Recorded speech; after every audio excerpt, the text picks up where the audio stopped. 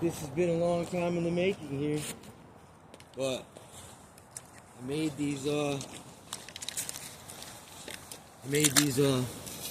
nunchucks. Hold on, I'm trying to find the right angle here. Let's see, here we go. Got two pairs. Yeah, I made these here myself. So it's like, look, inside there's a aluminum skinny piece that was made from some abandoned crutches down there by the jiu-jitsu school. So there's a piece long enough to cut in half and make these inner inserts, and they had holes inside already pre-drilled, so I used the string system at first. Then I found this fucking abandoned tubing here. It's been sitting at my brother's house for a long time. I always tripped over it and shit. And I figured out how to put it to really good use. And then I got some chains. So the string's still left in it, but I use it to secure the string's inside the handle, and it, the chain, there's chain in between. Okay? So it's still in there. Probably can't even see that there.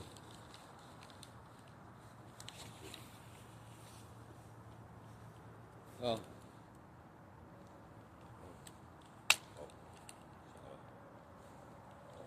Ooh, that's hard. Look, I don't have a lot of practice, good practice with two. I've never had two identicals, especially both that I made, and these seem like they're going to be pretty durable. Okay, so now let me go the opposite direction. Just like with the one hand, make a number, go one way, change direction, go the other way, the same number, and then look, not only do you hold them with the thumb by the chain, switch them upside down, repeat that shit with your pinky towards the chain. And yeah, dude, I'm gonna make a lot of mistakes because I'm not an expert using two at the same time. They kind of get in the way of each other, okay? So I'm gonna try to go 1, 2, 3, 4, 5. It's good. It's hard to get that. 2, 3, 4, 5, 6, 7, 8, 9, 10. Okay. Now I'm gonna go 1, 2, 3, 4, 6, 7, 8, 9, 10. That shit is hard. Switch it upside down. Let's try it again. 1, 2, 3, 4, 5, 6, 7, 8, 9, 10. Okay, now, what does it do? 1, 2, 3. Wait, what is it? Okay. 1, 2, 1, 2, 3, 4, 5, 6, 7, 8, 9, 10. That bitch just broke. Dang. Oh, hey.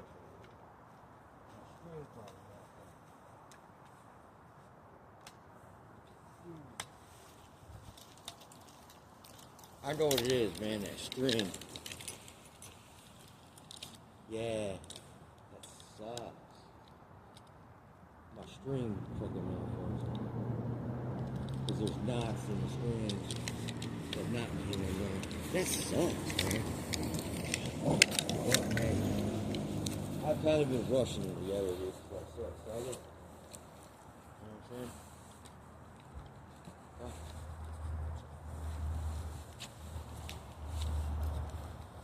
I just love doing this right here. Just switching them back and forth from hand to hand. Different positions.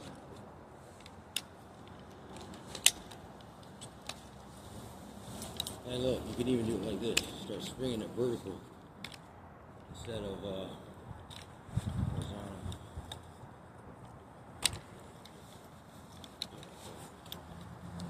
So yeah, and also, hey, I'm used to doing these nunchucks in this big puffy coat in the wintertime.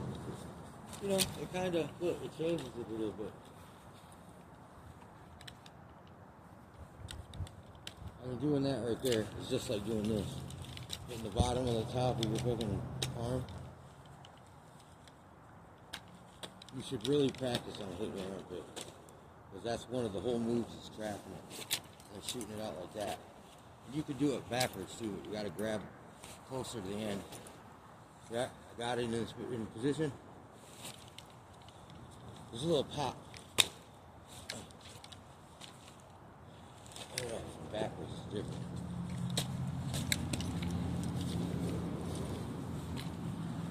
And then look, same thing.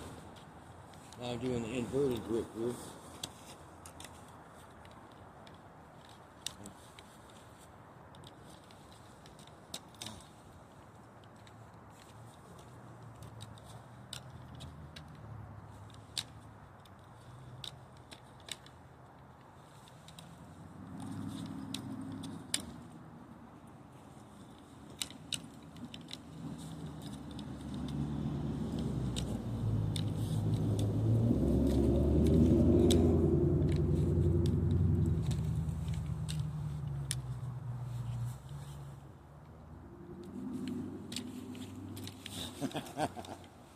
I love nunchucks, man. I love them.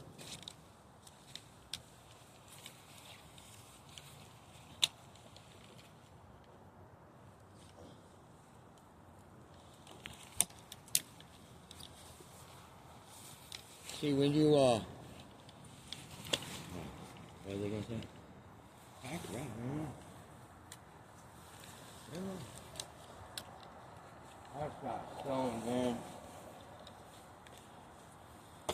I just got stoned as fuck. Dispensary weed. Dispensary weed. Oh. It's like, since this is a constant same direction device, it's weird, but look, they say long continuous motions generate chi, okay? And it's like, because this is such a fucking circular weapon like that, it naturally kind of like, look, it's weird, dude, the Bagua dude, he said at some point, your body automatically starts to chase and flow with the chi. And I find that happening all the time when I use a long circular motion, continual motion, freaking movement. And once I get going, it's kind of hard to stop. It's like, sometimes you can practice it for a long time. Maybe that's why you're only supposed to practice for a few, and then put it down. Because maybe some of these weapons are kind of fucking addictive. That movie, The Fatal Flying Guillotine, at the beginning he's like, Jen, you went insane trying to freaking perfect your lightning technique. And you trained at the point where you almost died. You know what I'm saying? And I also did hear about, maybe I've even probably had this before. It's called Kung Fu Fever. And it's like, man, it's where you get obsessed with the shit. And it becomes dangerous to be obsessed with it, just psychologically, and you can really overtrain.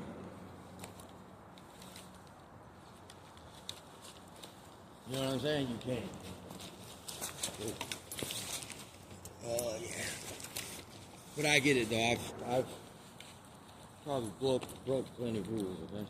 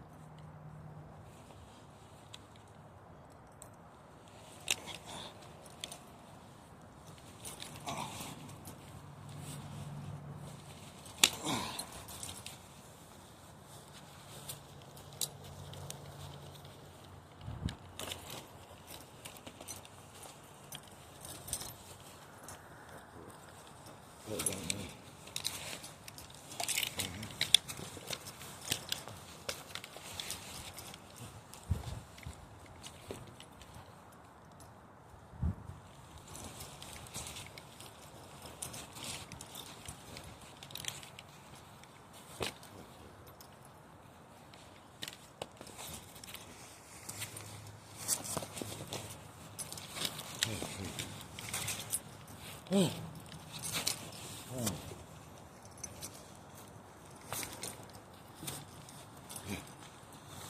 Yeah. That was fun.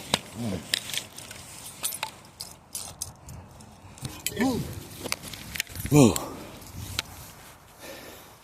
I mean, did you see how much, like, look. How much, like, that took, like, focus, okay? And control. And it's just, look, what's the word? I mean, that's just pretty fucking stimulating, okay? And it's, like, actually... Sometimes it's almost like a kind of a natural high. And plus you get to trip, ego trip, kind of like, listen. Like, you're like, damn, I'm a bad motherfucker. You know what I'm saying? I mean, hey, it is some badass shit, though.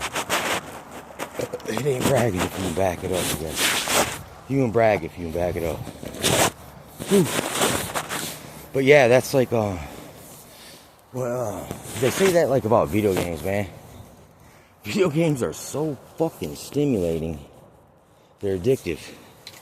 Because that's why when, like, after that, it's hard to, like, decompress into the real world because there's nothing. You just get addicted to constant stimulation. Because you really got to focus hard and really work that controller, right? So, I get it. And it's the same thing kind of with this martial arts and kung fu and shit. Everything's a weapon. But it's your brain. Your brain is what controls all the weapons. So it's really the weapons in your brain. You know what I'm saying? So you don't really, you know, you want to get your brain good with the weapon. You know what I'm saying?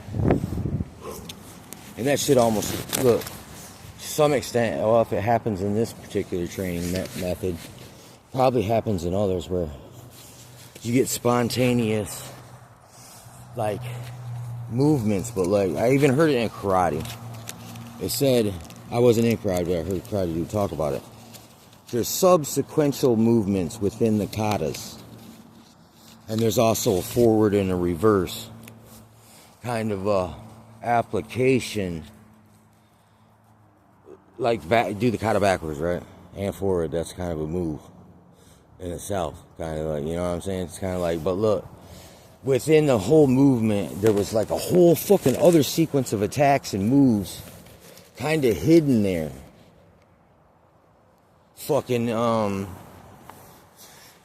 within that, you know, a really fucking basic kind of movement. And this dude re-broke it down and like, look. It was interesting. I forgot where I learned that shit, dude. But subsequential movements. Look up martial arts, karate, subsequential movements, and I bet you this guy will pop up what I'm talking about. Because when I say subsequential movements, I'm about to finish this video. Yeah, I know, actually, listen, check it out. It's fucking, my video's at 14. I should have a minute. Anyway, I didn't just come up with that myself because I'm a fucking genius and shit. I heard this motherfucking other martial artist motherfucker talk about it.